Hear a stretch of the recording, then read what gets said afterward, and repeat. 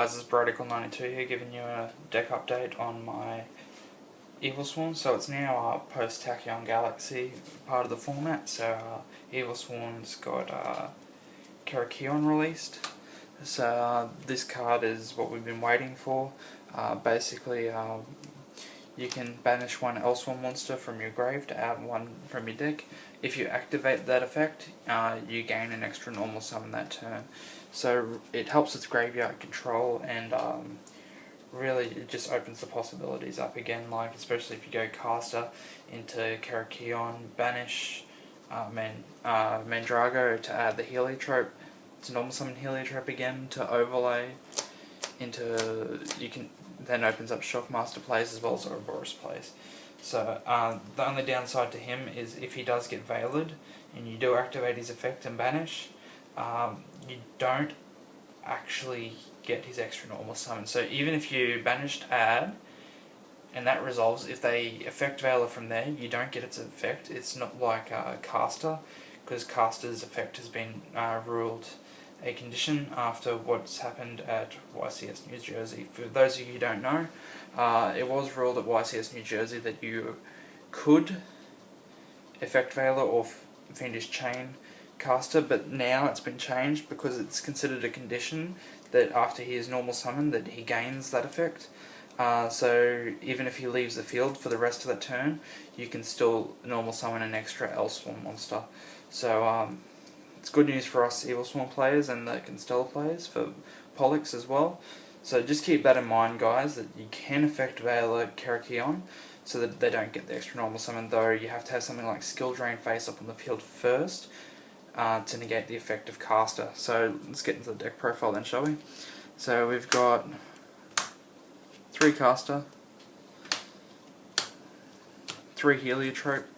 So it's a rabbit target, as well as being 1950, it can beat over Thunder King. So then we got 2 Tachyon.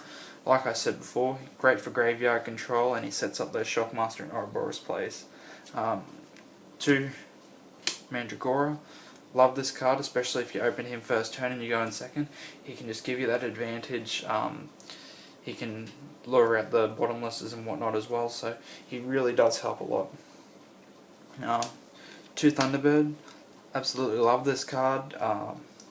The whole thing where you can just chain to a card activation and banish, so don't have to be worried about bottomless unless they've got another one there, because he does target first and he banishes as he resolves. So if anything happens to him between then and there, so he can get effect veiled. So that's about his only downside. It's not like Wind Up Rabbit where he banishes himself first. 2 Rescue Rabbits. 3 Effect Veiler.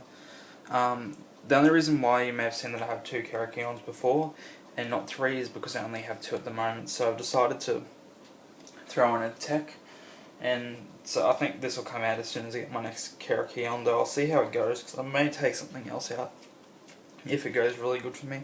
So 2 Silver Sentinels. So this deck has a bit of problem when your opponent opens up with heavy trap removal, and it can kind of suck. So at least this card here is you can use Rota to search it out, and as well it's a warrior type just like caster. So you can also, if you can get it out first and then normal summon caster, gain the extra normal summon for that Evilswarm, and then you can overlay into an Excalibur. So it really does open up a lot of plays, and I really like it. The 2 big monsters of the deck are Dad and Gauze. So the reason why I picked Dad over BLS is because there's more control of the graveyard now. I was running a kind of stun variant last time, which used Thunder Kings, but I've decided to put them in the side deck for now. Spells, we've got 3 Infestation Pandemic, basically Forbidden Lance on crack, 2 Mystical Space Typhoons, 2 Dresses. So basically, as a lot of you guys should know, the whole point of Evilswarms is protect Ophion. It's one of the main things at the moment. It's fairly anti-meta at the moment because of E-Dragons, and apart from Prophecies, I think it's one of the only decks that if you get a good first turn play, you can halt E-Dragons for a couple of turns. If you can beat them down far enough, that's good. and I think it's one of the only decks in the format that will actually have a chance of actually competing against them, apart from Prophecies, because we all know Prophecies is ridiculous with their plus 10s. Then we've got one Rotor, one Monster Reborn, one Heavy. The monster count was 21 and the spell count is 10, and the trap count is 10 as well, so it's a 41 card deck.